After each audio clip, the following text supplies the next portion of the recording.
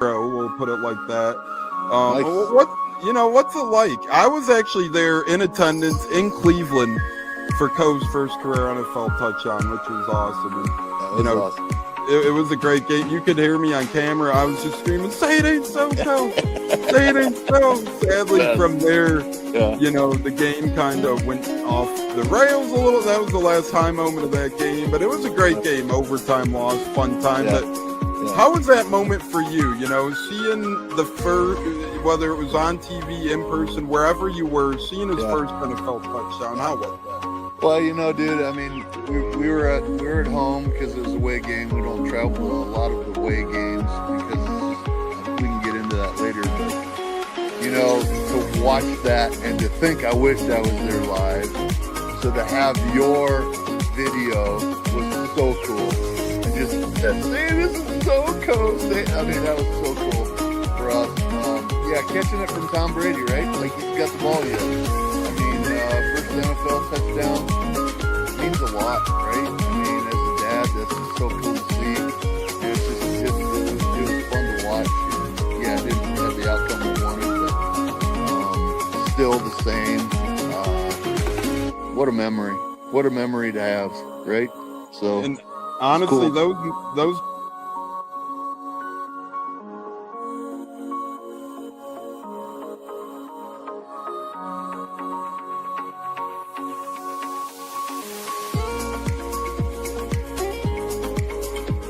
One of the best guests ever, the Buccateers in the house tonight. You guys hear him on Tampa radio all the time. He's one of the best in the business. My favorite personal in the business. That's why I'm elated tonight.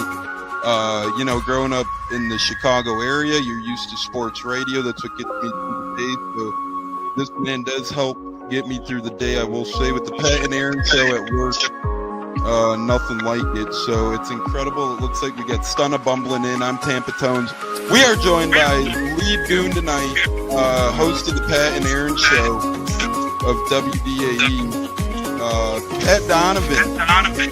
And it sounds like Stunna is bumbling a little bit. Going to put him on mute for a second until that gets a little clear. But we're joined by Pat Donovan. It looks like Stunna's hanging out with Cheech and Chong in a car with the windows up or something over there. It does look like you got a little. No, my camera's broke.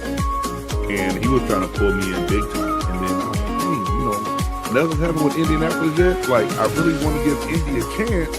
And then also I talked to Cody Gruden, once he took over Rich McCannum, still like, well, look, I was like, y'all just give me the opportunity to explore free agency, see what's going on, and then come out and make it do it. All right, everyone, you are tuned into the Buccateers, a wide receiver, Kalen Geiger, and we are about to have a great pod. This is the Buccateers. You're tapped in, and here we go.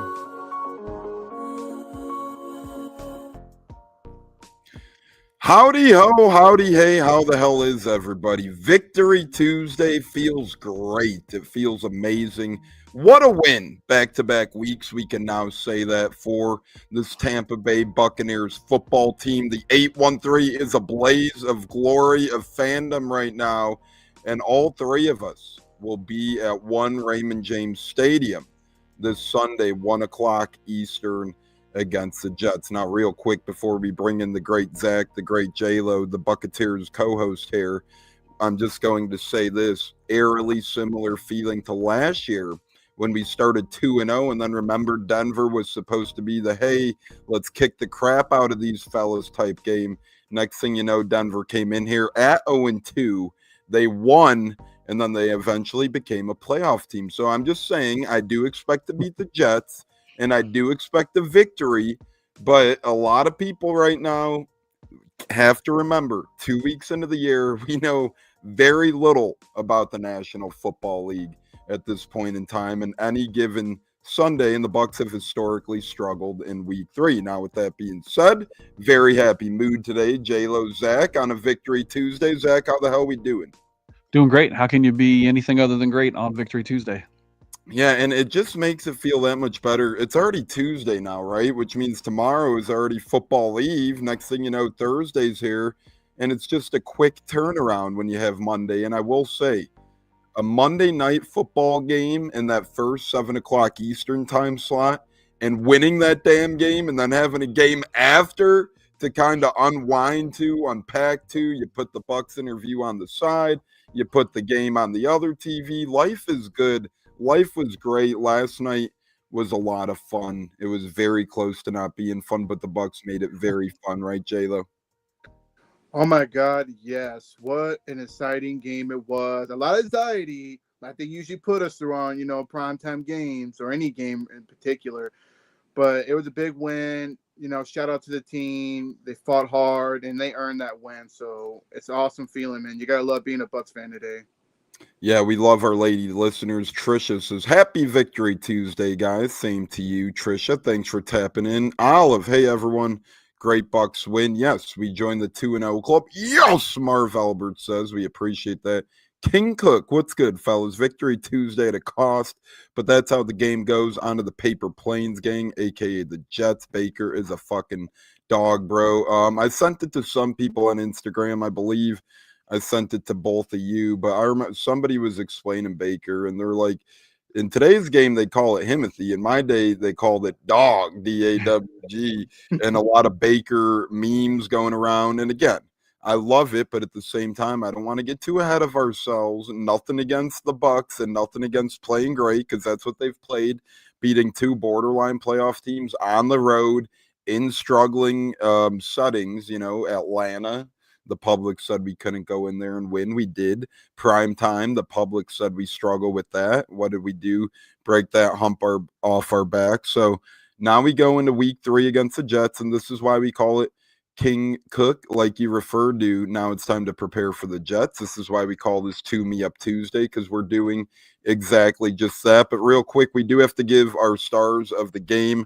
I'm going to go ahead and give mine to head coach Todd Bowles before we get to you two real quick for a couple of reasons. Todd Bowles has been highly, highly criticized in his time here being the Bucs head coach for plenty of things. As Trisha says, White and Irving were in beast mode, nominating them for her players of the game, our stars of the week, which is awesome. And they once again equated to over 100 rushing yards for the 10th straight game, the most in the NFL. Baker helped out with that too, but Rashad and Bucky did really good. It's time for Light to work that waiver wire.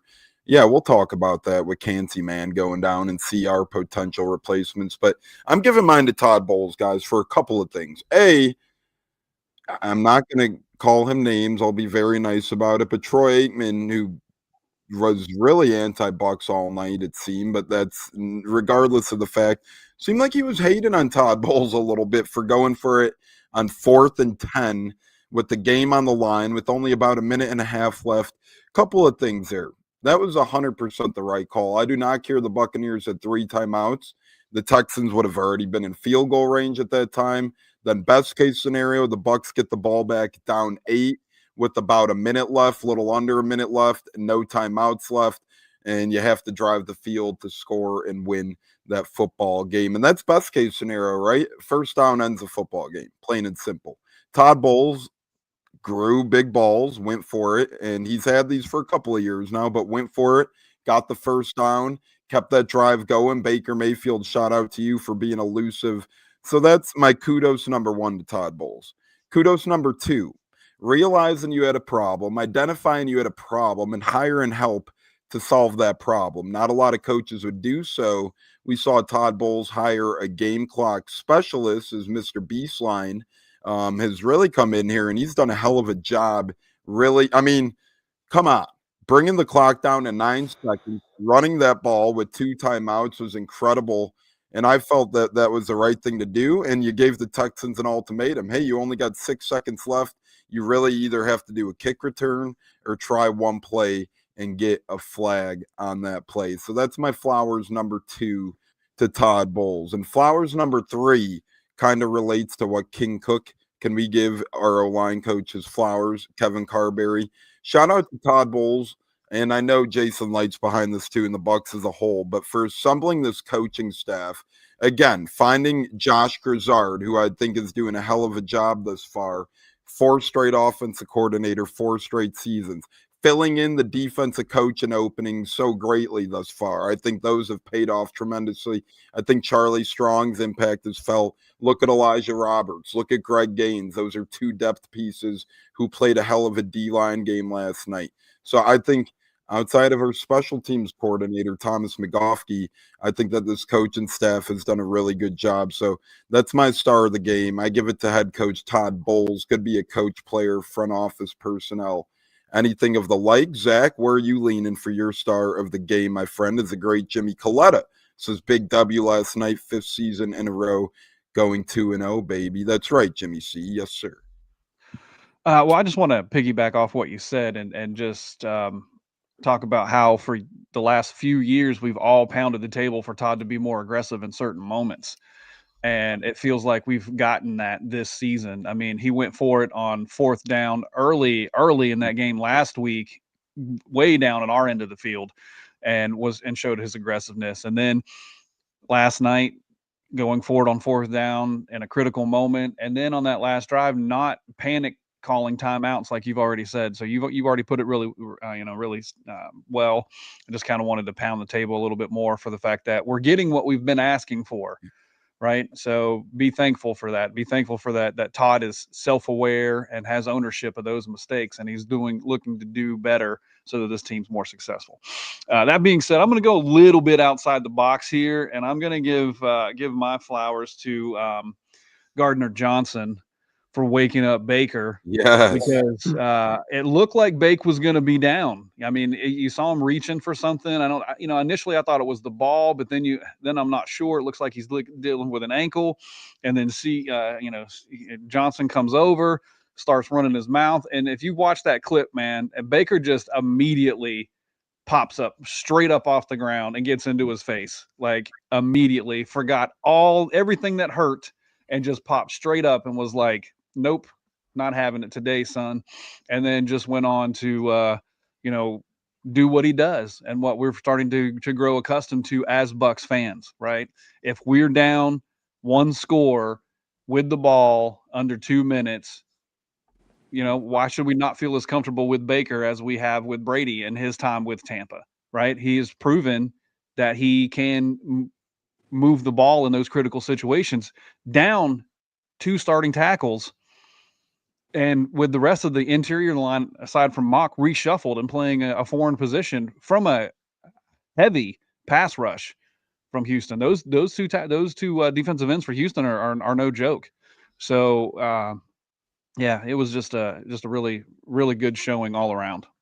Yeah, that front 7 in particular from Houston, very strong, as Zach alluded to. Their ends or edges, whatever the hell you want to call him, Will Anderson. And let's not forget Will Anderson, very high draft pick, and the Bucs were down to Charlie Heck, who I thought played fairly well for a lot of people complaining about him, and evidently the coaching staff didn't see a lot of him. I know they chalked it up to being their swing tackle, and maybe that's the case. Maybe that's truly what the Bucs were planning to do here. So to lock down a guy like Will Anderson, that's incredible itself. And this is a guy I liked a lot out of the draft. Obviously, Bucs weren't in any position to take him, but my gosh, he's explosive. And to me, the Bucs, kudos to that O-line too. If I didn't give it to Todd Bowles, I was going to give it to the O-line. And then you bring in a guy like Danielle Hunter, one of the higher paid ends in the game. And I know money doesn't equate to everything, but he's had a lot of great success in this league as well. It's not like he's an overpaid guy by any imagination of the means. So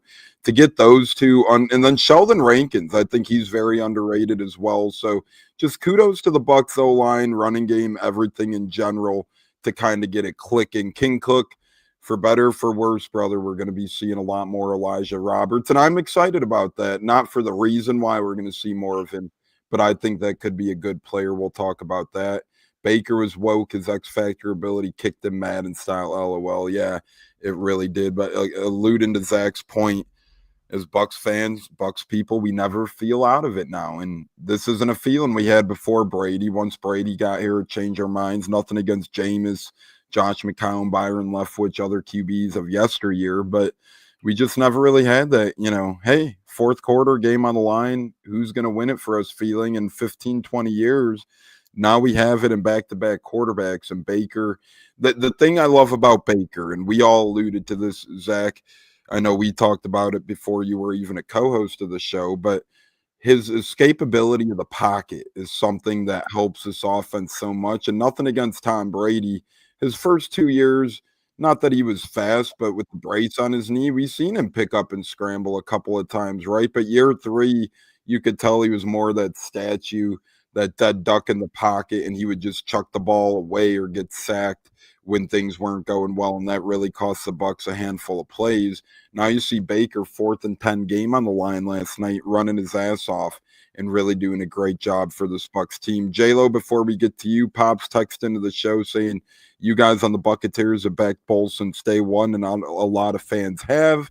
He has really grew into the position and confidence too. Great man. Players love him. Definitely agree with that sentiment. J-Lo, thoughts on Zach's pick, my pick, and then who you picking, who you going with?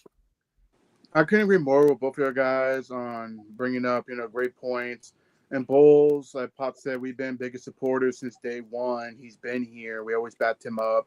And I remember we actually had a co-host quit because we stuck by Bull's side. It was unbelievable. Pretty much, yeah. That's what happens, Some fans agree to disagree. They want to turn on their coach. But to me, he's gotten better and better each year. He's getting more confident in the press conferences. He's getting more confident on the play calling. And like Zach allude to, pretty much, calling, going for it, on 4th and 10, just being aggressive. That's what we wanted to see. And that's where I feel he can be really successful at it. Time management's gotten better, for another thing. I will admit to that.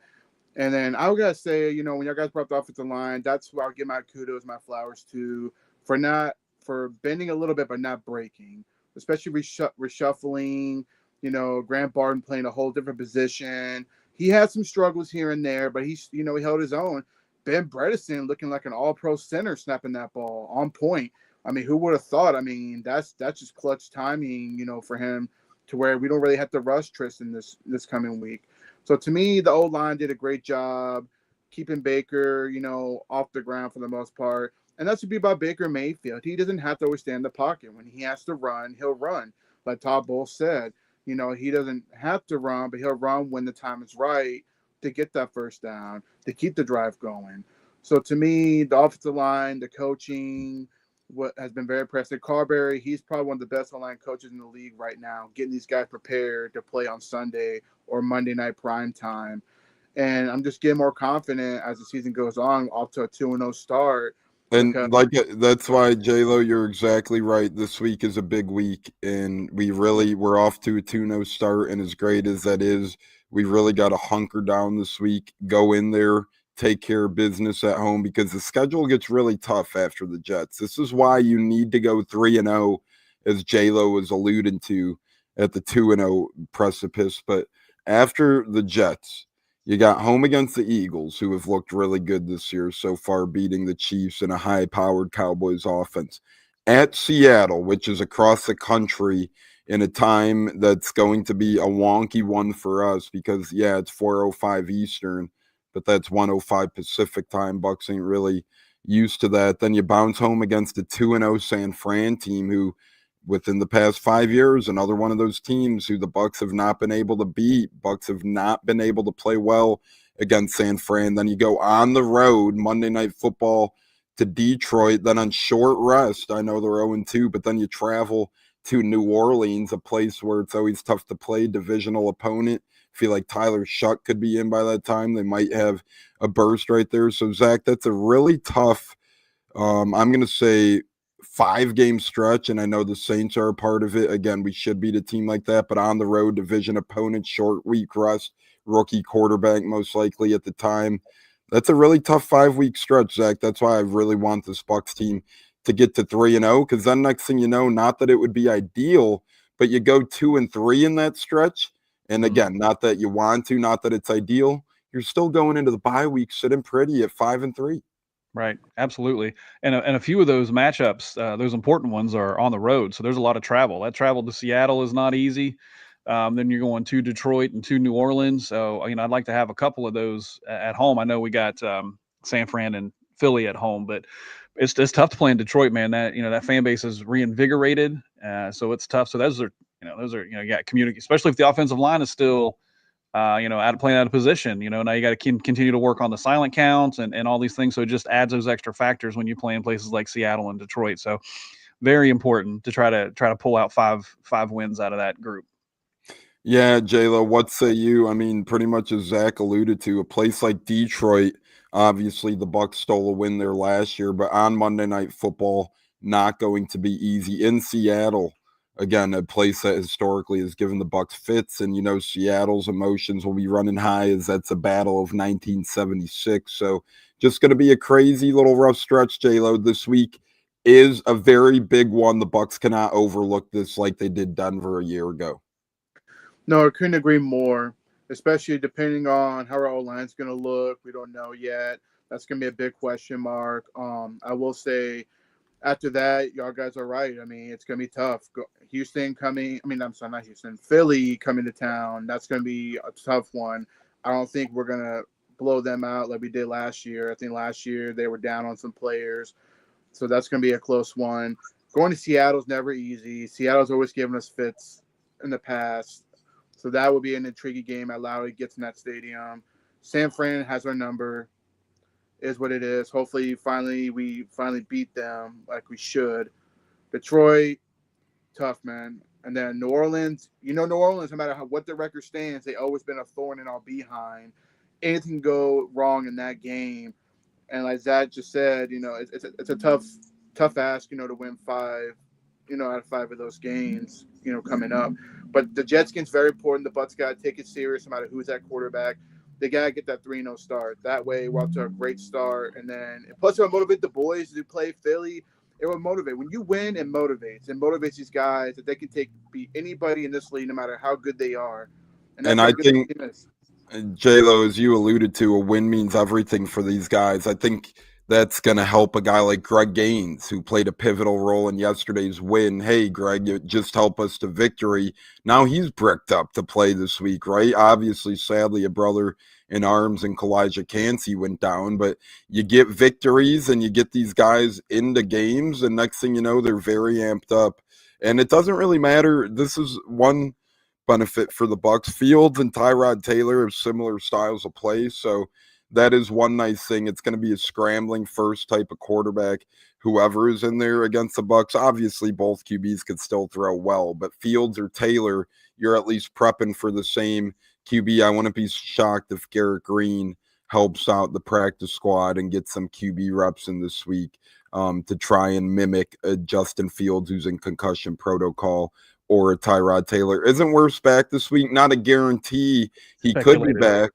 Yeah, like Zach said, speculated, and Zach, maybe with the Goedeke injury, which we're about to talk here shortly, that speculation heats up as we'll talk about that right now. But Zach, what say you on the Wirfs speculation of him maybe returning in week 3?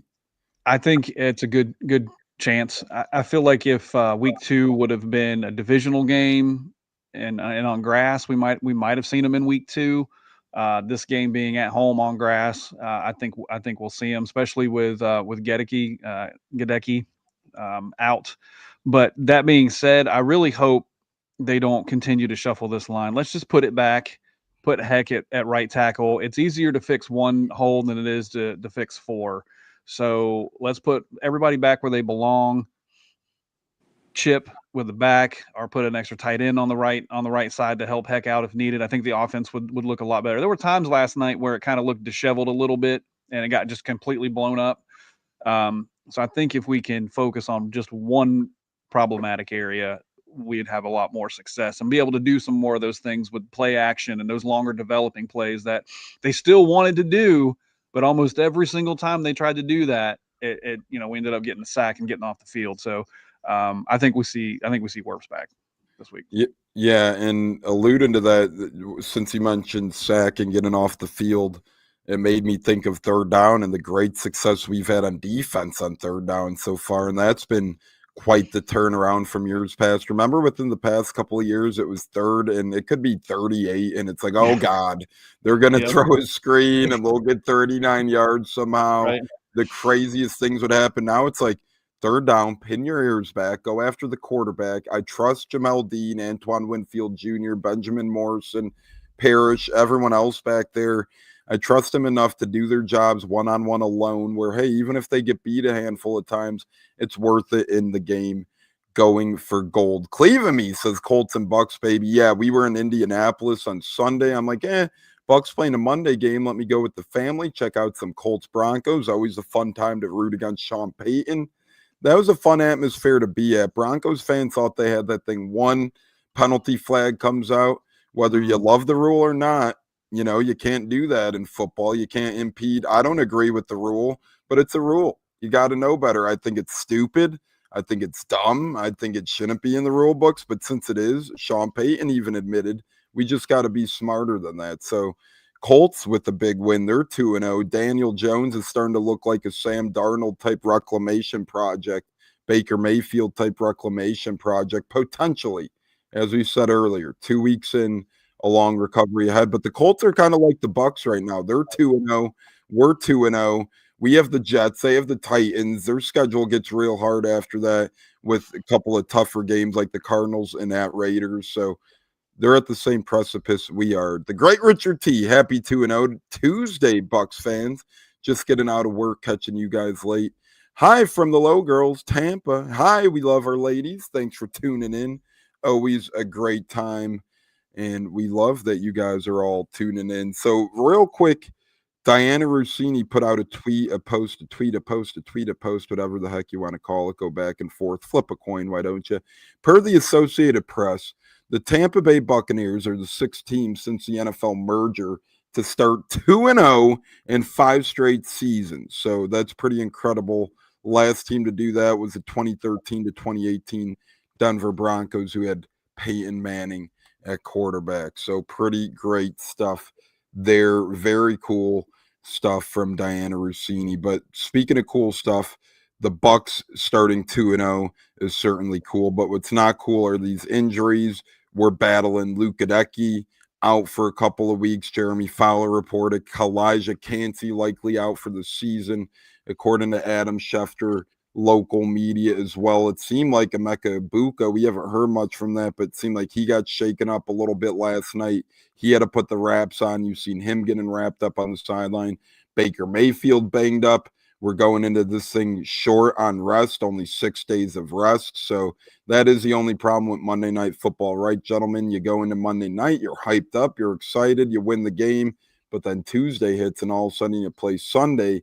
It's a little bit dicey for some of these guys out there. But Zach is a Godfather, joins us on Facebook. James Rubright, thank you, Godfather. But Zach, Bucs injuries, what say you? What concerns you? What are you looking at? I mean, it sucks, man. Elijah Kancey, one of those guys you really can't replace. But now the Elijah Roberts of the world, maybe you bring back old faithful Will Golston. We do have some nice practice squad bodies with C.J. Brewer and Gostis, who the Bucs like a lot. So Greg Gaines stepped in big, Zach. It's not like the Bucs have zero depth at that position. Yeah, no, I agree. I hate that it happened to Kalijah because I feel like this was going to be his breakout season.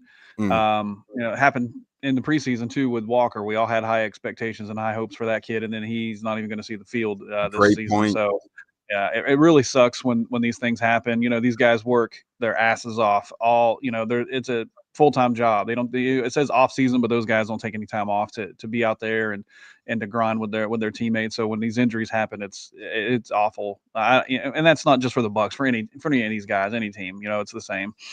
But as far as concerns, man, it's the depth at both lines now. With Goedeke re-aggravating that foot, and we don't know how long he's going to be out. We don't know if Wirfs is coming back. So if Wirfs doesn't come back next week and Goedeke's out, we might see Chukwuma in the game. We'll have to do what we have to do, right, to try to get through it. Next man up mentality, but we'll have to try to power through it. Hopeful that if they do bring somebody in, it's Will Golson. I mean, that guy doesn't need to learn the defense; he already knows it. So that kind of gives him a more availability at a faster pace without having to try to pick something up. But I don't think we're going to see Light trading a draft pick for a guy unless it's like 2020 and they really think that they're going to, go deep in the playoffs and have a shot at this thing, because that's the last time, if I can remember right, that Light made an in-season trade to pick up Steve McLaughlin to bring him in when Vita went down. Yeah, remember that? Jets, Mhm. the big Yeah, man, Steve McClendon. That was a McClendon, yeah. nice thing, but yeah, you never. If it's gonna be something, it's gonna be like that, right? A later round pick or a late round pick swap to bring in Zach. I think that's a good point, and it really just depends on who's available and how far the Bucs. I think the Bucs see them as Super Bowl contenders, but this is why they build that great depth, and this is why they brought in Big Man Jones, UDFA from the Ravens. They still have Desmond Watson on standby if need. They have their options, right? So. There's also some familiar other faces. They're not retired. They're not out of football. Deadrian Sanat, he didn't play last year in the NFL, but he's been in the system before. Nunez Roaches, if the Giants keep heading south, maybe you could trade for a guy like that. But I think I like what we have on this team. And if anything, I would make the call to a Will Golston or a Desmond Watson type instead of going out and trading for a guy. But like Zach alluded to, we did do it before, trading for Steve McClendon, ended up being a big contributor on this team, a good depth piece, and it didn't cost us a lot, right? So interesting there. But yeah, I think the positive note on the offensive line, not that it's a positive losing Luke Goedeke, but at least the return of Tristan Wirfs is imminent. It's not like we get it, it's not like we're trading Kancey in for a bingo chip back on defense like we are with the Goedeke and Wirfs potentially. So J-Lo, going to give you another side of the injury coin.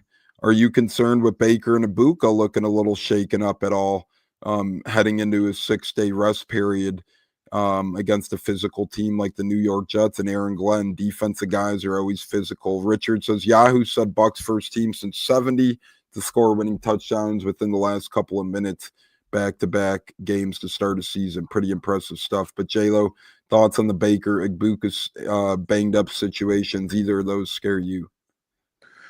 Not really. I feel like, they were probably banged up sore from the game. It was a very physical game last night. And to me, Baker's a professional. He knows what he needs to do to keep his body in shape this week and get prepared for the Jets.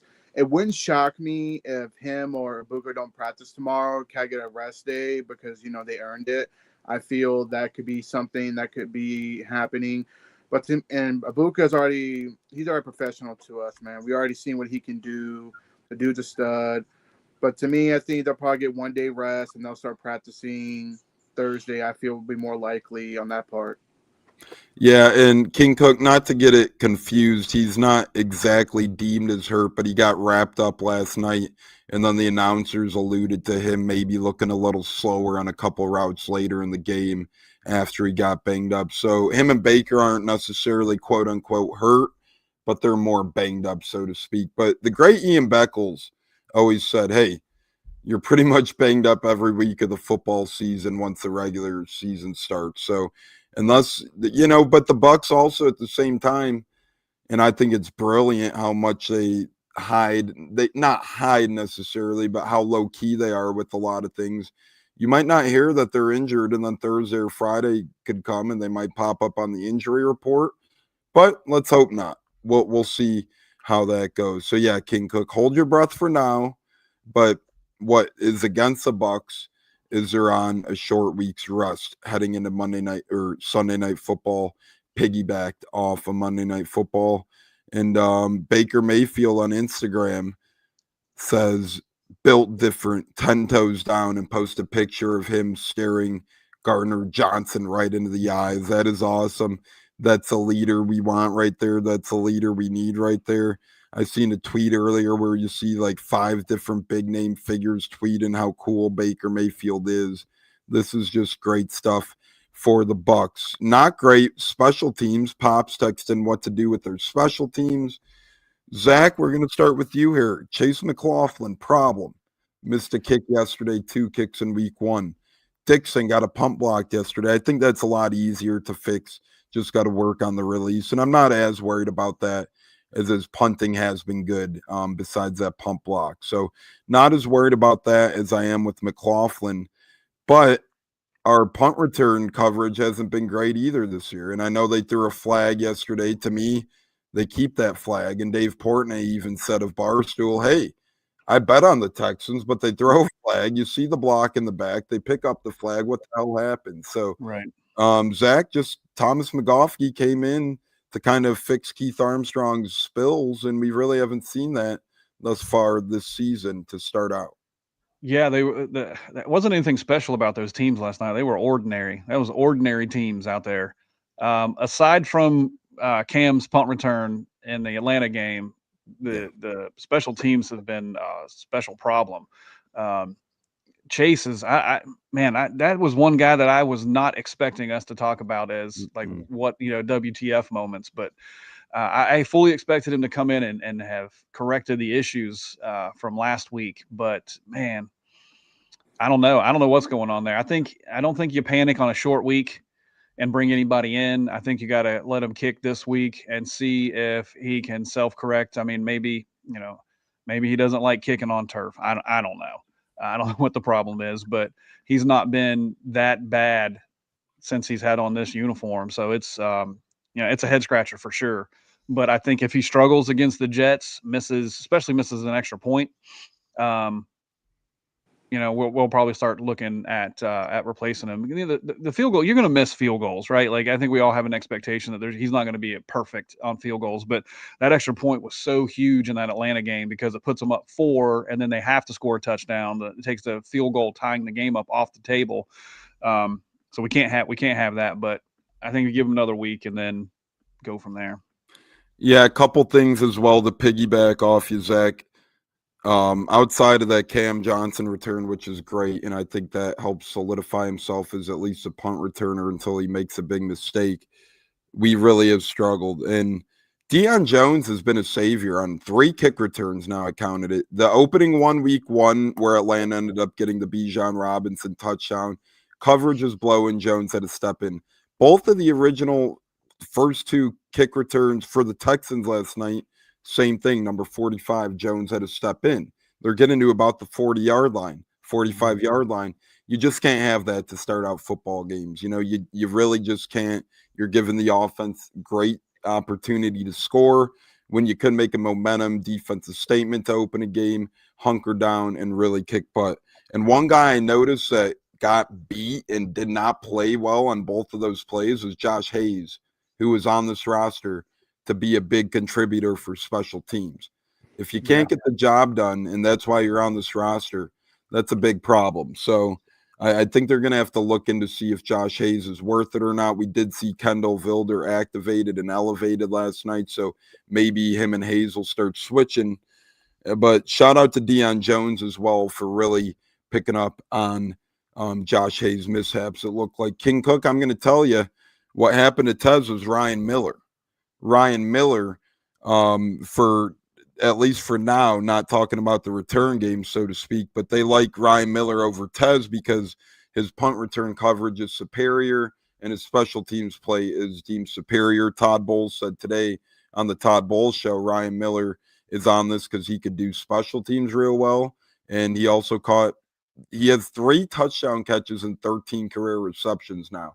Obviously, he's a threat in the red zone. So Todd Bowles tipped the cap to Ryan Miller on special teams, and I think that's why we're seeing him over Tez Johnson. Ironically enough, Tez, I think, they also want to protect him still with the wide receiver injuries, too. They don't need him getting hurt. B, he's outshined by special teams by guys like Cam Johnson and Ryan Miller, which at the end of the day is going to lead you to not being active. J-Lo, thoughts on that and what Zach said as well? No, I mean, I couldn't agree more with Zach on the kicking situation with Chase McLaughlin. Let's give him another game, another week. And if he happens to keep struggling, then maybe it's time to bring in some competition, bring another kicker on the practice squad for the most part. And I will say on that situation that Ryan Miller has looked really well stepping in. For the most part, there's a reason why, like you said, he's on the field and Tez is not right now making clutch plays. So that's another huge thing. I feel special teams can improve on the kicker coverage. Luckily, it's early in the season. They can still get it right. It's not too late for that. And luckily, it's not costing us the game for the most part. And like you mentioned, Tones, it's not good when you start on the 45-yard line because that's going to just derail the defense's confidence on trying to stop them. Agreed. And Richard says Chase doesn't have a choice but to get back on track, or else he'll be out of a job with Young Hui Koo. Yeah, I mean, look at Parker Romo, gets signed by the Falcons, steps in and makes kick after kick after kick. Young Hui Koo misses a kick week 1. Really is a kicking. It's like a closer in baseball. You can't have the yips too long, or you'll find yourself out of a job. Our guy Buckin says LFG Bucs. Richard says, nice to see Izzy and make a nice tackle. Yeah, that was. Zach, any comments on that? I mean, Izzy, he flew out like a rocket. Yeah, I was going to mention that he was stellar on that punt coverage last night. But with Cam not replicating his return fire, we might see him and Tez maybe switch back and forth a couple of times on these games, where one game Tez is active and Cam's not, and then next game it's back, just depending on who's who had the better week. So we might see Tez this week and no Cam. I think the Bucs has proved that too, with potentially having Rashad Wisdom active last week, Vildor active this week. Now you see Ryan Miller and Tez Johnson flip flop. So that's a good point, Zach. I think week to week, and again, that pays ode to the best Bucs depth we've seen in a while. I think that allows the Bucs to kind of be a little looser with the actives on game day. And we're going to have to make a decision on Michael Jordan as well. He's been at practice squad elevation the past couple of weeks. But if he remains on the practice squad, any team could sign them to the active roster. You know that could happen sooner than later if the Bucs don't flat out sign him to their active roster. He might be looking elsewhere for that opportunity. So we'll see if Michael Jordan gets a contract sooner than later. Like, look at the Panthers. I think they already have a couple of starting offensive linemen injured, and the Bucs might want to protect Michael Jordan and give him some insurance with the contract. Our guy Buckin says, when healthy, this is the best wide receiver room in the league, and it's really not close. Yeah, you have 2 or 3 number ones and 1 or 2 number twos. I mean, McMillan is a stud. He'll be back around week 9. Godwin, I think you've seen Sterling Shepard make a couple really nice plays so far, and you could tell Baker trusts Sterling Shepard a lot as well. So a lot of great things coming and here to come from this wide receiver room. As El Monito joined us live on Facebook, the great Fabrizio, we appreciate you joining in. And you guys could catch us every Tuesday on Tune Me Up Tuesday right here on the Buccateers, 6 o'clock Eastern, recapping the night before, previewing the week ahead, 6 o'clock Eastern. You can look us up, Buccateers Podcast, hit that like button, subscribe button, turn the notification bell on as well. You'll never miss a segment. Become a member. We have a couple membership opportunities, super chats as well. Always appreciate it and helps grow the show. We really do appreciate it greatly. You can catch us on Saturdays as well. Every Saturday, except Saturday will shift to Thursday this week. We'll talk about that later. But on our Saturday showdown, as the Buccateers will be taking over the 813, Zach and myself, a couple of other Buccos going up to or down to the 813 as well. Going to be awesome. Maybe we could link up with all of us. That would be incredible. And then J-Lo, Joey have their shows, their mini shows to get you guys ready. Toe in the line with Joey Nips gets you ready for every week in football. J-Lo's campus kickoff gets you ready for every night of college football. Then Zach and I will be back in a couple of Mondays for our Man Cave Monday show, which I had friends over the other night, and the one of them goes, really informative show the other Monday about those jerseys. Is that guy an expert? I go, well, yeah, you see his basement. He surely is. So, Zach, we got a tip of the cap there. And then this coming Monday, A-Cats and I will have our deep dive into Tampa sports history, look into the 813, talking about our top Buccaneers coaches of all time, GMs of all time. You heard all this talk about top player list. Cats and I are going to do a little coin toss and do a coaches list, an assistant coaches list, a front office list for our first Tampa sports history look. Richard says, if anyone was wondering, Mike is 893 yards away to hit 1K. Zach, do you like the pace he's on to get there? No. I'm always nervous about it until he gets there. So I'd like to see 100-yard game or two here in the next couple of games, just to kind of get closer to that number. This is similar to the pace he was on last year, I believe. And then, he got hurt. And when he got hurt, I was like, man, I don't think he's going to do it. I think it's over. And then he came back and just balled his ass off and played some of his best football ever. So I don't doubt Mike. I would like to see closer to 100 yards in these games. Last night, I thought he was going to have a big game because it's his last game probably as a professional and back in his home state of Texas. So I was talking so much trash at work about how Mike Evans was going to have this monster game. And then the offensive line issues happened. And, Mike feeds off those longer developing routes. And it just wasn't in the cards last night. So, I'd like to see 80 to 100 yards over the next 4 or 5 games and just really, take some chunks out of getting closer to that record. I agree, and it ain't going to be easy against Sauce Gardner this week, but it's Mike Evans, so I'm confident. And he had 2 big catches not go his way last night. The one, nothing against Baker, but it was a little too out of bounds. You saw Mike corral it in with one hand, but just nothing he could do to stay in bounds and maintain that catch there. And number 2, he got called for an OPI, which I did think was probably one, but he did fight back to the football, and he was making his way to the ball. And to me, it doesn't get called a lot. But the caveat there was freaking Stingley. He sold it really well. So to me, his knees buckled and everything. I don't like that penalty call, but I could see why they did call it just based on the sell job by Stingley. And there was a little bit of extension there. But usually Mike doesn't get that called against him, and usually Bake makes those throws. Those 2 catches would have been at least 1 or 2 touchdowns and about a 40-yard difference. So he had 11 targets. I do like his chances, but as Zach said, I'm a little nervous until he's there too. Look at last year. It took until the last play. Our guy Mike Martinez from the Big Recon on Sports podcast, friend of the programs, says big win last night. Baker and Goedeke are going to be so much fun to watch. Emeka is going to be awesome there. OH, he's an Ohio State guy and former Cleveland Brown guy. Mike actually is our Baker Mayfield specialist when we have him on a couple times a year, as he knows all the in and outs about Baker. So we're going to have him come on one of these weeks and really get into depth again with the Baker play. Usually we save it for playoffs, but maybe we'll have him on earlier with the Emeka Egbuka as well this year. But Mike actually isn't a fan of the Browns anymore after they threw Baker out, brought Deshaun Watson in. He said, I'm giving up on this team like they gave up on Baker. So kudos to Mike for sticking with his Baker guns and following us to the 8-1-3.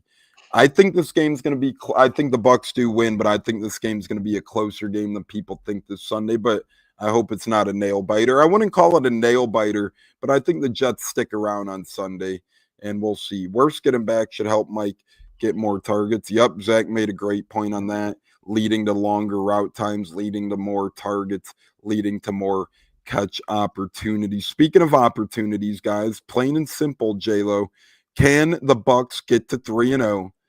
Struggle the past handful of years to do so. Sunday, can the Bucs do just that against the Jets team coming in desperate, coming in hungry for victory? I absolutely think they can. This is a different team from last year, and I think they're going to look back to last year. Both are going to bring it up, during practice this week, tell them, hey, boys, remember last year we got confident, and then we got crushed pretty much. I don't see that happen this year. I think, them coming home to the home crowd, I think they're going to break the streak of the creamsicle jerseys for another thing, because they already broke one thing with primetime. Now they're going to break another thing with the creamsicle. So once you break that, and they broke the Falcons. Well, not that was really a narrative, but yeah, exactly. So to me, I think they can. I think if they stick with the same game plan, run the ball down their throats, time of possession, keep Fields or Tyrod off the field, and just beat down on the defense, tire them out in the heat down here, because it's going to be a hot game. So I think the Bucs will pull it out, and I don't think it won't be a last 1-minute drive. I think the Bucs will win by 10. I think they'll have a two-score lead by the time the game's over. Yeah, and real quick, this is funny because it's so true, and me and my brother were having this conversation earlier because he's a Colts fan. He's on the show every Saturday, also does Towing the Line, but he was like, hey, Daniel Jones, comeback player of the year. And I go, no, that's more of an injury guy award. I go, Baker, Sam Darnold, Daniel Jones, it's not their fault. They were with shitty franchises. Hard to deem that as a prop. Those franchises are just inept, and one franchise is trash as another one's treasure, and they all have the same route. Baker went from inept franchise in Cleveland to inept franchise in Carolina to a guy like Sean McVay who gave him the tutelage and knowledge to polish him up and, say, hey, you were just a playoff winning Pro Bowl quarterback 2 years ago. Don't let this discourage you. Same thing with Sam Darnold. Inept franchise like the Jets, inept franchise like the Panthers. Then he goes to franchise like the 49ers. Hey, you're going to back up here. We have faith in you. They get him right on track. He goes to Minnesota, balls out, now doing well in Seattle. Now, I know it's only been 2 games, but similar thing with Daniel Jones, right? Giants gave up on him. He went to Minnesota, learned under Kevin O'Connell for a couple months, now goes to Indianapolis, and, he is the Colts looking like world beaters. So maybe the NFL just gives up on quarterbacks too quickly. Maybe that's a narrative that we have to learn. And regardless, these aren't comeback players, right? These are guys who were not given opportunities. Zach, what say you? Absolutely, man. That New York media market is brutal, and it'll destroy a young quarterback's confidence. I mean, we've seen it happen to Geno, happen to Darnold, happen to Jones, happen to Zach Wilson. I'm not saying all those guys went on to greater things, but they all played much closer to their potential coming out of college than they did in the New York market. It also is a testament to, sometimes those guys are thrown into the fire too quick. A college offense is completely different than the way an NFL offense is. So we got guys coming in the league that haven't even taken a snap under center, and now you're throwing them out here to be the face of the franchise, putting the weight of the franchise on their shoulders. And then when they struggle, they're just getting, they're getting obliterated. And, you got like a guy like Bryce Young, you're pulling him out of the game. And if he didn't have a compassionate coach like Canales, that could have ruined that kid's career. So we see it all too often. They got these high draft picks on them, so we want to see the return on the investment. But sometimes the return on the investment is a 7-8 year project, not a 1-2 year project. Look at Darnold. I mean, he's been around, but he looks pretty stable now. He looks like a guy that can win some football games.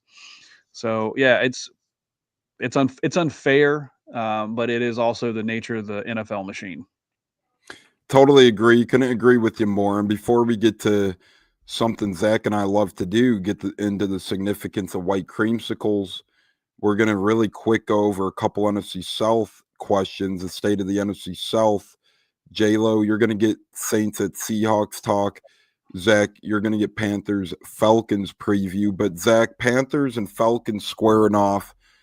Obviously, we want the Falcons to lose, but at least if the Panthers lose, they kind of get buried at 0-3. That'd be a hell of a tremendous comeback. And I did have them finishing in second place in this division. So either way, it's a win-win for the Bucs this week, but it is in Carolina. I think the Bucs do prefer that Carolina wins this one. But Zach, what say you? Yeah, I think Carolina winning is the best outcome. I'd prefer a tie just because I hate them both. But Atlanta probably will win that game, and then we're going to have to hear about how they're 2-1, and now they're picking up momentum, and they're going to rebound and take the South, blah, blah, blah. So, it's unfortunate that Carolina just can't seem to win for losing. They start to put together a squad, start to get some momentum, and now they're being racked by injuries on that offensive line. And Atlanta's not a bad team. Their defensive line looked a lot better week 2 than it did week 1, pressuring the quarterback. But in my opinion, Penix regressed pretty severely from week 1 to week 2. So I don't know if it was I don't remember all the plays offhand, if it was the pressure or if it was just the scheme that they were throwing at him, but he did not look nearly as sharp in week 2 as he did in week 1. So he'll probably rebound, and they'll probably beat Carolina by 10, 15 points, and then we're gonna have to hear all the Atlanta BS again. Yeah, interesting thing with Carolina, they got killed week 1 at Jacksonville in the Xbox OC battle. Last week they were getting killed and got a couple of garbage time touchdowns to make the score look closer than it was in Arizona. But you look at their distribution outside of Tent McMillan, their first round pick this year. they don't really have any offense guys making noise. I mean, Chuba Hubbard only had 10 for 38 last week. Rico Dowdle 6 for 9. If you're two high-paid running backs, they're paying both of them pretty good. 16 carries for 47 yards. That just ain't going to cut it. And to be honest, I'm not really afraid of either one of those guys. Then 1 year ago, they trade up back into the first round for a guy like Xavier Leggett. He had one catch for -2 yards this past Sunday. That's just not going to cut it for a guy you trade up for in the first round. On the year, he has 4 catches for 8 yards. So we'll see what happens there. But Carolina really has to figure things out. And if they don't do so this Sunday against Atlanta, this could be troublesome for some of these young guys like Xavier Leggett and Tommy Trembles of the world. And I don't think they give up on Dave Canales, but I will say Renfro did ball out. Yeah, Renfro, he's reliable, and he's taken a couple of years off, or at least a season off in the NFL. Yeah. And he had 7 catches, couple touchdowns, 48 yards. So they are relying on him. But man, I think if you got to rely on a guy who just came out of retirement to be kind of the fair factor of your offense. And again, Temp McMillan's played respectable too, but a lot of these guys they've invested in, Rico Dowdle, Chuba Hubbard, Xavier Leggett, Tommy Tremble to this point, just haven't really produced. But we'll see if that changes. It could change Sunday, and I hope it does, because I don't want Atlanta to get to 2-1. As Zach said, the media slurp fest would be hilarious. Panthers fans seem to be already turning on Canales. I'm not really sure. I don't really follow many Panthers fans. I don't really listen to the Panthers media much, but that'd be a weird thing for them to do if they're already turning on Canales. I mean, what do you want the guy to do? He brought the team from the laughing stock of the NFL 2 years ago to a respectable franchise last year. Now it's been 2 games this year. He didn't pick Bryce Young as his guy. Maybe that's not his guy. Maybe it is. And if it's not after this year, he'll get a chance at another quarterback. And if that doesn't work out, then maybe you do have a problem with Dave Canales. But give him some time. Much like quarterbacks, sometimes we give up on coaches too early. But if Panthers fans are turning on him, hey, I love it. The more turmoil in Carolina, the better. So. Yeah, you also have to remember he took a job nobody wanted.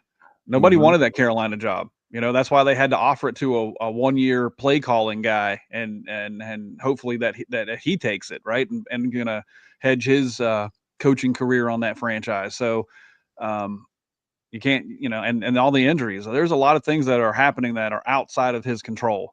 But I think he is a good coach. The players seem to buy into what he's doing. They didn't give up. They were down pretty big against Arizona, and they kept fighting, and honestly should have won that game after they recovered that onside kick. They had a good shot to win that game and should have. I think they're a little bit better than people give them credit for. They just patience, man. Patience is a virtue. It's easy to say, I remember the time where we were screaming and yelling at fire everybody and start over, but when you do that, it also destroys culture and things that, the foundations that you've built. You have to really kind of let things sit for a minute and, so you can build upon it. Yeah, and Zach made some great points. And Buckin, although I do agree with you to some extent, you have to remember, like Zach said, no one wanted that job. And at the same time, this is only Dave Canales' 3rd year of calling plays, and that was year 1 in Tampa. And as the season got better, their offense did too. Now, I do agree. He was probably in a little over his head. He wasn't the best at it in year 1 with the Bucs, but Zach highlighted the key point. Nobody wanted that job. So I think Dave Canales was left with the keys to the kingdom, and you can't blame him. It's very hard to pass up on that type of opportunity. Being a head coach in this league, one of 32 positions in the world to do so, very tough to pass up. So I do agree with you, Buckin, but it makes sense why Canales went there, and I'd give him more time. I think he is a good leader of men. J-Lo, what, Zach? I was just going to say, and they signed him to a 5-year contract. Yeah.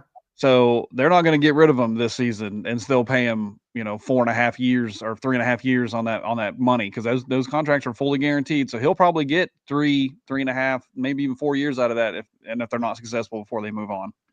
Agreed with you, Zach, and agreed with you, Buckin, but time will tell, and they're going to give him time to figure it out. And, hey, maybe if he can't figure it out, maybe he'll hire a different OC to call plays. And like Todd Bowles adjusted, right? He hired a timeout guru, a play clock specialist maybe that's what happens. Maybe Carolina at the season of the ends fires Idzik because he's not doing his thing as OC.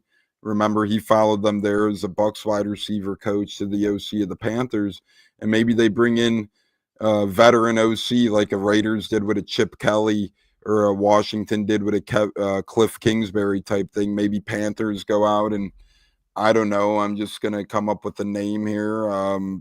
Maybe not this guy exactly, but maybe a Matt Patricia type. Someone who's just had familiarity before, or maybe another offensive-minded head coach. Maybe Brian Dable becomes available and they hire him as their OC. You never really know.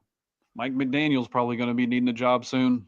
There you go. You got Mike McDaniel and Brian Dable, two high-profile guys who might need jobs very soon right there. And then you got Byron Leftwich still out there too. So there you go. But J-Lo, speaking of stinks, the Saints 0-2 at Seattle. To me, I know the Bucs should beat them twice anyways, but the more they go winless, the more they're looking for a win, the harder that game will be for the Bucs when they do go into New Orleans, because that might be like the Saints Super Bowl of the season. So J-Lo, as weird as it sounds, I don't want them to win this early in the year. Go to 0-3, go to 0-4. But before you play the Bucs, get off the schneid, get a cheesy W so you're not in full-on desperation mode against this Bucs team. Well, as we all know, Saints is a dumpster fire. They've been a dumpster fire the last few years, ever since Breeze retired pretty much. They haven't been the same team. And they're getting older on defense. They keep refusing to let go and move on because obviously they're gonna have to reset completely. But the general manager keeps refusing to do that. So for the most part, the Saints, I don't expect them to go into Seattle and win. I expect them to give them a competitive game like they did with the Niners. I just don't see this team winning anytime soon. I think Seattle is gonna pretty much beat the brakes off of them. Might be a little rusty start at first, but then that's when Seattle just closed the door, ends it. I just feel, as far as playing us, I think they're definitely going to give us a challenge. They always have. Cameron Jordan, the biggest mouth in the locker room in the Saints, is going to motivate them to go out there and play hard. And that's where the question mark is, if they go winless when they come to us, do we like overshadow them, not take them seriously? We don't know. But I do agree with you. I think they'll squeak out a win or two by the time they play us, but it won't be Sunday. I feel like Seattle's just going to destroy them because Seattle's a better football team.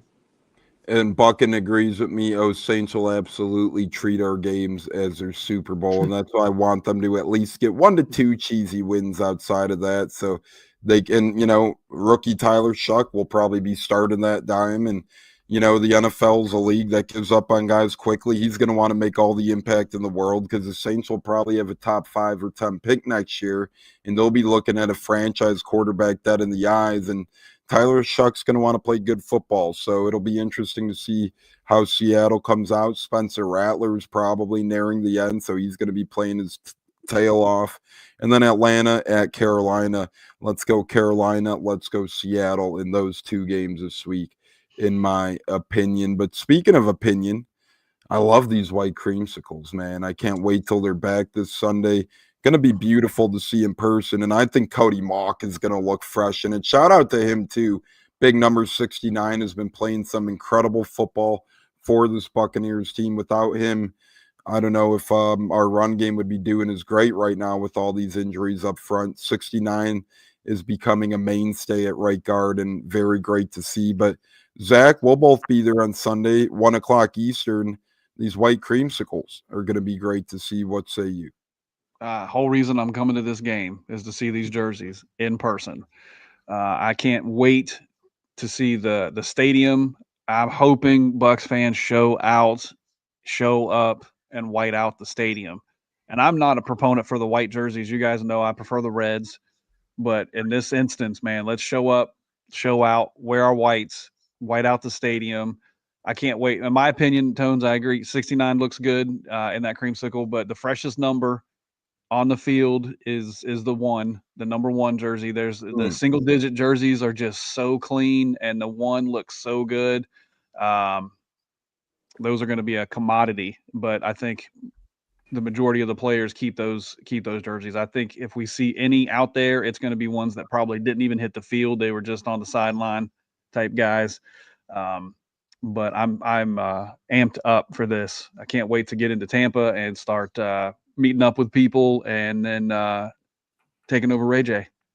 Same, brother. We hope to meet up. Well, we have plans, so that's going to be fun as well. Please, Bucs fans, show up. Already heard too many Jets fans coming. A lot of New Yorkers live in Tampa now, and a lot of them love that as their vacation. But I'll tell you what, I think Bucs fans do show out this game. I would hope so. But, I mean, I've said that a lot before. It's going to be natural, man. It's going to be 30-40% Jets fans, sadly. It is what it is. I mean, if just go. If you have your ticket, damn it. Don't take the couple $100 and go, and that's what you buy season tickets for. You don't buy them to sell them, although you can sell. That's going to be your only chance to see these 1976 throwback uniforms in person. For that reason alone, you shouldn't sell your ticket. And then secondly, just think about how visually unpleasing it's going to be to see pockets of green amongst the sea of that beautiful white creamsicle throughout the stadium. Don't do that to the audience at home having to watch the game on TV. We want to make it nice and creamy. Want to leave that green shit in New York. Exactly. And I was going to wear my white creamsicle Kancey, but now that our guy's hurt, heal up, I'm going to wear the number 9 Goedeke, the white cream Goedeke number 9 I got to be a little unique, show him some love. And then Kancey, I'll rep it when you're back, bro. Stay strong, my friend, and get healthy soon. But another point, the Bucs are rewarding season ticket holders to go into more games this year too. They're going to be given food and drink vouchers at Panthers Bucs for hitting every game, I believe, as a season ticket holder. So the more you go to, the better. And as Zach said, we don't want green checkered in to this big, beautiful sea of cream. Come on. We just want to be creamed up over there. J-Lo, what say you on the white creamsicles? Well, first of all, get that green stench out of the stadium. Let's load it up with all white creamsicles. That's what I want to see. I want to see more all white creamsicles in that stinky green jersey and those New Yorkers. But I do feel that for the most part, it's going to be lit. It's going to be clean. I can't wait to rock my Mike Evans, Big Mike. That's what I'm going to be rocking at the game. Representing Big Mike, I think he's going to be due for a big game that Zach alluded to earlier. We need to see like 80 yards or more to get that 1,000 yards going. It's just going to be special, something special. And that's where I feel, fans, if you're going to sell your tickets, sell to other Bucs fans I want to go. Make it reasonable. Be real fans. And let's not give these New Yorkers any easiness on these tickets. Let's just keep it Tampa fans only. I beg of you, please do that, because I feel this is going to be something special, and we're going to enjoy this game very much playing the Jets and break that streak of losing the creamsicles. Yeah, Richard T says stadium going to look like mold on an orange with them Jets fans. Yes, it will. But I can't wait to be there and see the throwback stadium, right? Just the mascot being through every little thing, the details, the walls, the painting, the logo, everything's going to, even the city, I expect some creamsicle things to flip over. So I'm excited to see Ray J flip into the old sombrero for at least a day. Well, a couple days this year, as we'll be wearing our creamsicles, normal creamsicles later on this season against Atlanta. Thursday night football. Mikey B, go Bucs! Big win last night for my 43rd birthday. Happy birthday, Mike. We appreciate the Bucs winning for your birthday, brother. All three of us and the rest of the Buccateers wish you a very, very happy birthday, brother. It's always great when your favorite teams could do things to elevate your birthday. So love the graphics they do on the screens for the throwbacks. It's always fun, always incredible. Midfield looks fun. Their social media does a fun job. They usually turn the logo into the throwback logo and do a couple cool things. So as we allude to, let's just go to the game and not let the damn mold, Jets jerseys, I'll call it mold now, but let's not let the damn mold infiltrate Ray J. Let's toe our line, like Baker Mayfield said, 10 toes deep. Let's stand tough. Before we get to our final words of the program, one last look into the Jets. Breece Hall, Garrett Wilson, a lot of talent there. But, Zach, again, this is a game you can't overlook. You got to win this one. I wouldn't call it a must win, but it would be a hell of a win get to 3-0. And then if a couple of scary things happen in the coming weeks, you got a couple of rooms for mistake, not that you want it to happen. Absolutely. You know, you got to win the games on your schedule that are winnable games. And I know that sounds cliche, but we all know when we look at that schedule every year that we already are marking down W's for certain games. And then the games that are a little bit more questionable, your Phillies, your Seattles, your San Franciscos, those are the ones that need to be dogfights. But the ones that are on your schedule that you need to win those games. And look at the Patriots when they had that run, man. Like they chalked up 2 wins against the Bills, 2 wins against the Dolphins, every single year, right? They didn't even really consider those games. And we need to have that type of mentality and go out there. Don't play down to the competition. Go out there. Hopefully the Jets win the toss, take the ball. We come out, punch them in the mouth, 3 and out. Then we get the ball, go down, score, and just completely strip away their will. And then we just dominate the game from there. And we don't have to, come down to these last minute Baker heroics. Let's have a nice, comfortable, enjoyable game and just win the games that you should win and stop playing down. We're so bad about playing down the competition. Especially when that's why I think the whole stigma of we can't beat a backup quarterback comes into. I don't think it's really the backup quarterback. I think it's we play down to our competition. Let those guys look superior at times. How many times have we played a guy and he looks like, oh, that dude's going to the Hall of Fame, and then they suck the rest of their career? It's just the one time against us. I mean, Stroud hasn't done shit in 2 years, and he looked decent at times last night. Daniel Jones, man. You could have put that kid in the Giants Ring of Honor after that Bucs game. I was literally going to say Danny Dimes. So win the games that you should win. Stop playing down your competition. Let's go beat the brakes off the Jets and have a extra creamy Sunday afternoon. Thoughts on Jets game this Sunday, J-Lo, 3-0, Jets game. It's all right in front of us, brother. I mean, Zach put it all there, man. Like I said, you just got to go in there and dominate the crap out of them and make them look like the bad team that they really are. They're not ready. They're not going to be good for a while. And I know we kind of broke the streak on making backups or other quarterbacks look good, whatever. But you still got to take it seriously. You got to go in there, be ready to play. Go in there, show out for the home crowd, home opener. It's a must. You got to do it. You got to just go in there, take away their confidence. And I agree with Zach. Let them get the ball first. Get a bit sack, put them on their ass, punt the ball, and run the ball down their throats. Rashad White's getting confident. I like how he's running confident with the ball, helping out Bucky Irving. I mean, this team can do a lot of great things on Sunday, and just either they can go in there, dominate, and blow this team out of the water like Buffalo did, or they're going to go in there in a close one to where questions are going to be risen and stuff. But I think Bowles is going to get this team prepared. Well, just win and get to 3-0, and I don't think you can question much, even if it's an ugly win. 3-0 in this football league is 3-0, and especially with the injuries, I don't think I'm going to be mad. Yeah, now if it's like a 5 interception game from Baker and we win like 3-2 or something like that, you're going to be like, what the hell's going on there? But at the end of the day, I'm confident this team's going to go and take care of business. Win the football game 3-0 and Buccateer style white creamsicle game. That's the way we're going to do it. Yeah, that for us, the Buccateers, that's why they're doing this game, so we could all come and have a great time. No, but Bucko the Bruce will be there. Zach will be there. Jayla will be there. I'll be there. A-Cats, I don't know if he will, but a lot of Buccateers will be felt. That's for damn sure. We're going to have a great time, great weekend. Going to be a very fun weekend. I'd love for the game to be over by the third quarter.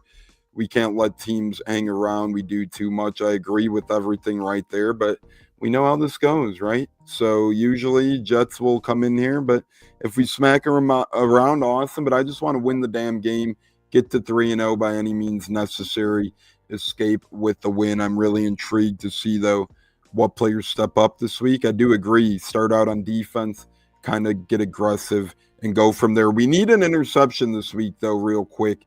Dropped a couple week one. Levante yesterday. Vita looked pissed like he was waiting in the wings for that interception. So Vita would have housed it. Vita would have straight housed that if Levante didn't get in the way. You're very right on that. He was hungry. He was looking for it. And, it would have added some nice characters, some mud and grass stains on the jersey. Let's get those white creamsicles all muddied and stained up. And it's going to look beautiful with the 50th year patch as well. But, Zach, what's your final word, brother, for the program? Fun Tune Me Up Tuesday as we look ahead to a fun weekend in the 813. Yeah, Victory Tuesday. It's always a great day when you can celebrate a Bucs win and a Buccateers pod in the same day. That's awesome. Final words are just have safe travels, Tones, and I will see both of you gentlemen on Saturday. Yeah, safe travels to you as well, brother. Very much so looking forward to Saturday. Very fun. You guys can meet us at the Penthouse, the Odyssey, the Pink Pump. No, I'm kidding. But we'll be hanging out Saturday, having fun, not on a tour like that, but on our own fun little tour. Man, J-Lo, I think you keep your hands where we can see him, pal. I think all those places just made you a little excited, sir. But I can't wait, Zach. You travel safe as well, brother. J-Lo, don't have to wish you safe travels, but I'll wish you maintain your safety as we head into the weekend. Final words, brother. No, absolutely, man. Victory Tuesday. After Saints, after Panthers, after Falcons. I don't care. They won. We're still better. And can't wait to hang out with y'all guys, man. We're going to have so much fun this weekend. Anybody tuning in, going to be in Tampa, come hit us up, man. Come hang out with us, man. Talk football. Great group of men. They're going to get together. Like I said, it's going to be a fun time. I can't wait. And Zach, safe travels. Tone, safe travels. I'll be here waiting. And we're ready to party, man. Go Bucs. When was the last Bucs interception not including preseason? Shit. A while back, last year. Well, we only had 7. Yeah, they were scarce last year to come by, so we'll have to right the ship. And again, Levante had one right in his hands, but we'll be there. We'll be back. Justin Fields, Tyrod Taylor, one of them will throw a pick this Sunday. Whoever does play will be right at that. Victory Tuesday. Enjoy it, Buccaneers Nation. Onto the paper planes, gang. LOL. Heck yeah. Go Bucs. And the first 25,000 get a creamsicle hat, bucket hat this Sunday at the stadium too. So that should be cool. So if you have a ticket to the game, make sure you go late so I could get one of those hats. Okay. No, I'm just Absolutely. kidding. Yeah. People. Yeah. Just, be casual. Be an LA fan that day. Be a California fan. Show up a little late. I'm just kidding. But Zach, J-Lo, we'll see you guys tomorrow as the campus kickoff. We'll be here tomorrow night, released with the great J-Lo on Wednesday night. Until then, we'll be back on Thursday. Zach and J-Lo, you guys take care and fire the damn cannons as we head into Creamsicle Week, fellas. Later. Take care. Victory Tuesday, baby. Bro, we'll put it like that. Nice. What's it like? I was actually there in attendance in Cleveland for Coe's first career NFL touchdown, which was awesome. And, Awesome. It was a great game. You could hear me on camera. I was just screaming, "Say it ain't so, Coe! Say it ain't so!" Sadly, from there, the game kind of went off the rails a little. That was the last high moment of that game, but it was a great game. Overtime loss, fun time. Yeah. But how was that moment for you? Seeing the first, whether it was on TV, in person, wherever you were, seeing his first NFL touchdown. How was that? Well, dude, I mean, we were at home because it was a away game. We don't travel to a lot of the away games because we can get into that later. But, to watch that and to think I wished I was there live. So to have your video was so cool. And just that, hey, this is so cool. I mean, that was so cool for us. Catching it from Tom Brady, right? Like he's got the ball yet. I mean, first NFL touchdown means a lot, right? I mean, as a dad, that's just so cool to see. It was fun to watch. And, it didn't have the outcome we wanted, but still the same. What a memory! What a memory to have, right? So, and honestly, cool. those.